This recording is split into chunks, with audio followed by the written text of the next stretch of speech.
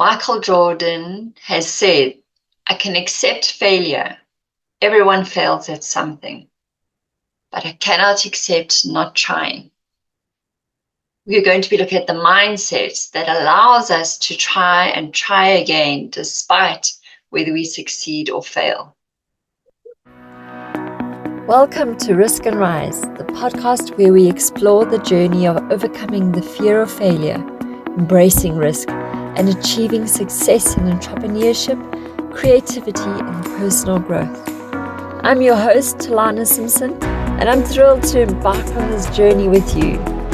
Together we'll discover the strategies, insights, and shifts in our thinking and attitudes that are needed to turn setbacks into stepping stones and transform fear into fuel for success. So grab your coffee, get comfortable, and let's dive into today's episode of Risk and Rise.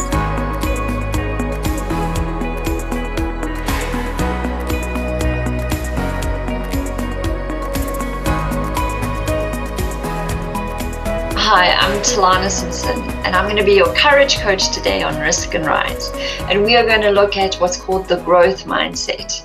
Now, our mindset is just a collection of beliefs, of attitudes, of understandings, of meanings that we give to things that actually filter out information and allow us to see things in a certain way. It creates our perception of the world around us. And we're going to be looking at a collection of thoughts and meanings and beliefs, and that there's two ways to construct this specific mindset. And the one way is obviously more useful than the other. It's based on not only Carol Dweck's work from the book Mindset, but also on Dr. Heidi Grant Havelson in her work. Just to maybe start off with Carol Dweck, she describes the growth mindset versus the fixed mindset. So if you look on a continuum, you've got those two sides. On the fixed mindset, you see intelligence as being inherent. It's like something you're born with. You either have the genetics for a certain ability or certain cognitive understanding, or you don't have it. It's very black or white, kind of fixed, and is determined beyond your control. The other side, the growth mindset, rather believes that intelligence is something that we can work on and develop and grow. It sees intelligence as this fluid, available for anyone who will put in the effort, will develop the strategy to learn and develop. And she has a wonderful way of saying that if you want to activate your growth mindset, all you need to do is add the word yet. It's one word, but it's a very powerful word. Say, instead of just saying, I'm no good at maths, you can say, I'm no good at maths yet. Instead of saying, I battle with marketing, or I hate selling, or I'm useless at selling, you say, I am not good at selling yet. I am still busy developing my marketing abilities. So yeah, if you get the distinction, adding on the yet reminds us that this capacity, this ability that we are talking about, we still can develop it, we can and grow in it.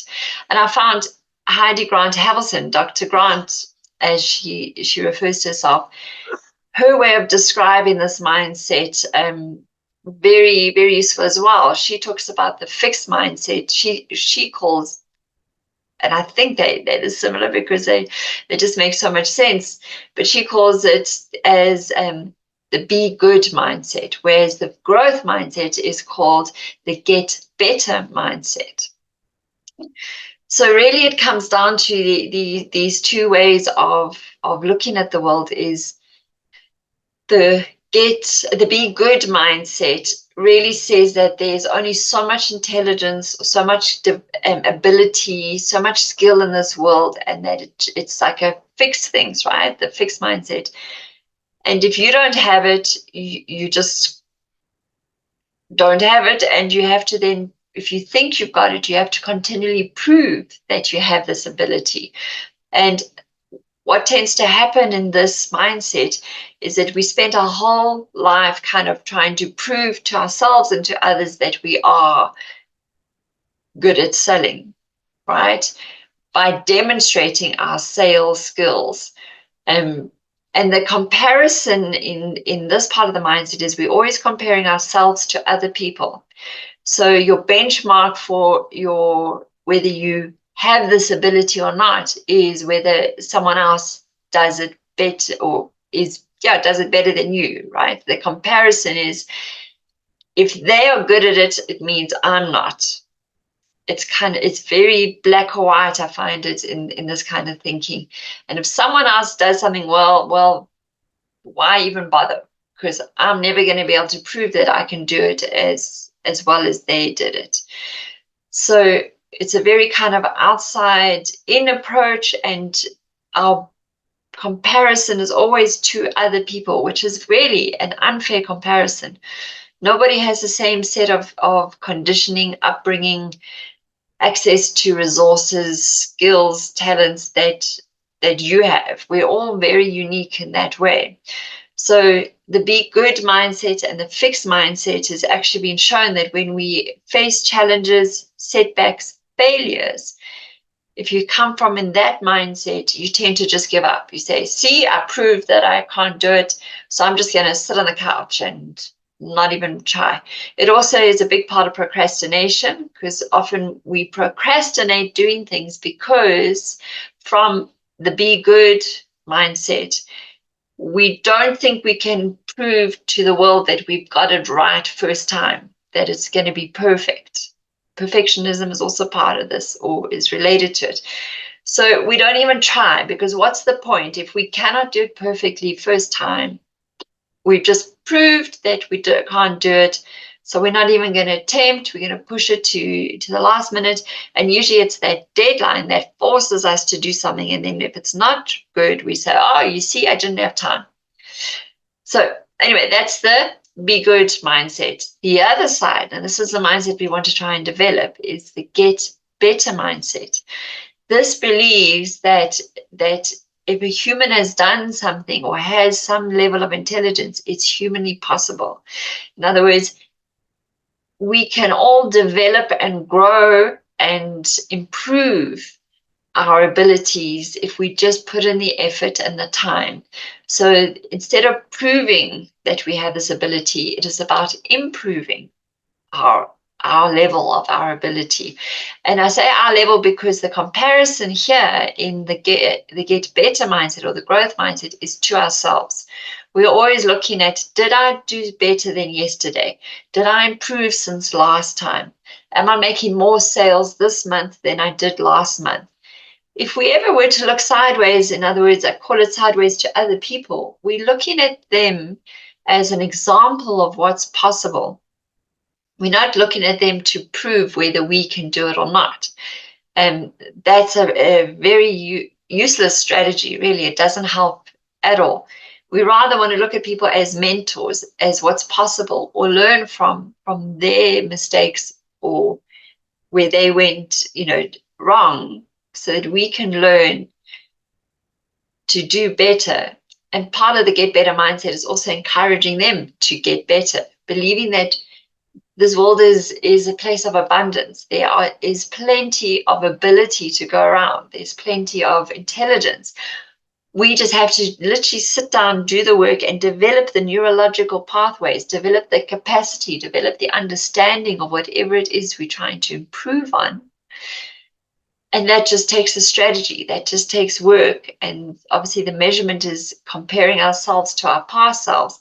Have we improved since last time? And if not, and we're really, really working hard, the key then is to look at the actual strategy, looking at how you are attempting to improve whatever this ability or capacity is, because that's usually then where the tweak is, and often looking sideways at other people, that can help us to improve our strategy of how we are developing this capacity. So in our quest to develop our fitness for taking risks, and our quest to be able to rise up again every time we stumble and fall, The growth mindset, also known as the get better mindset, is the mindset we want to be developing and encouraging in ourselves. And it's almost like we need to take or develop a get better mindset about developing the get better mindset, right? Let's continue to look at, are we activating our growth mindset more and more often? Are we improving and developing and taking ourselves forward in how we are attempting to improve what it is we're trying to do in this world? So just to remind you, in the research from Dr. Heidi Grant Havelson and from Dr. Carol Dweck, they've shown that the growth mindset, when we come across setbacks, when we fail at something, when life is challenging, when there's a lot of stress, it actually activates in us and helps us to apply ourselves more in order to try and develop. We see a challenge or a setback, a failure, as a challenge, if I can say it that way. We see it as something that it's like, wow, this is going to be good. I'm actually going to develop some muscle here while I'm attempting to improve at the skill. And it's difficult because I just have to develop the capacity, versus the fixed or be good mindset. That same setback will lead us to just say, to give up. See, I proved I can't do it, so I'm not even going to bother anymore. And we do something else. We avoid it. We sit on the couch and maybe sulk. So yes,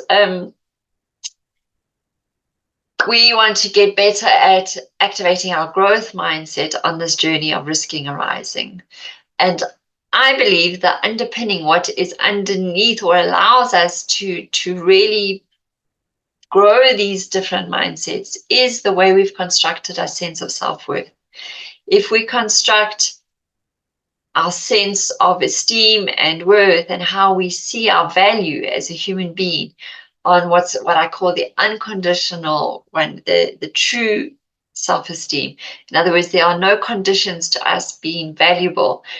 There is how we add our value to the world and how we express it, the skills and contribution we make where the value is seen, but we are innately worthy. That, if you come from that approach, it's far easier now to work on improving our abilities and accessing different intelligences by developing our capacities, because we're not trying to prove that we have value. We know innately that we have value, and we're here to unlock that value, unearth it, share it through developing certain capacities so that we can show it to the world. Versus if there are conditions to your worth, in other words, if you cannot prove that you have this ability, you're therefore proving that you are not valuable. You're therefore proving to the world that you are not okay. Why would we even attempt to do anything that could possibly break that fragile sense of self-worth, because it is so conditional on us demonstrating that we have this ability and feeling like we have to demonstrate it immediately the first time? So yes, the underpinning to these mindsets is how we have constructed our sense of worth. And if we embrace and understand and think about the unconditional sense of worth, we unlock the capacity, or the mindset, the attitudes and beliefs that we can get better at whatever we apply ourselves to. And that is going to help us to get up again when failure knocks us down. It's going to help us to see failure as a learning opportunity. It's going to say, this is just something where I haven't developed the capacity yet, and I can do that by working, applying myself, learning, getting better, developing, progressing, becoming, all of those kind of words that help us to get better at developing and accessing our growth mindset. So I hope my little mini masterclass today has been of value. I really find these attitudes and mindsets so useful in my own life, and I hope it will help you too to just think more about how we can start adding on the word yet to anything that holds us back, and remembering that any setback is just an opportunity to keep growing and access our growth mindset and keep getting better. And I want to end today just with a quote from Carol Dweck.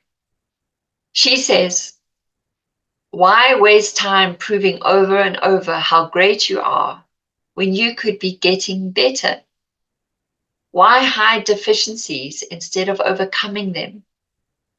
Why look for friends or partners who will just shore up your self-esteem instead of ones who will also challenge you to grow?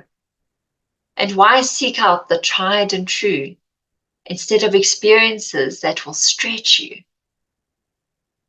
The passion for stretching yourself and sticking to it, even or especially when it's not going well, is the hallmark of the growth mindset. This is the mindset that allows people to thrive during some of the most challenging times of their lives.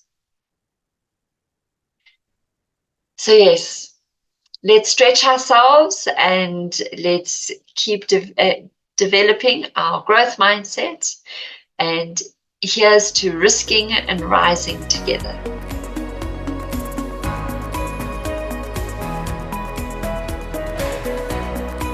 Thank you for joining me on Risk and Rise, where we face fears, conquer challenges, and rise above adversity to achieve our dreams. Find out more at riskandrise.co.za.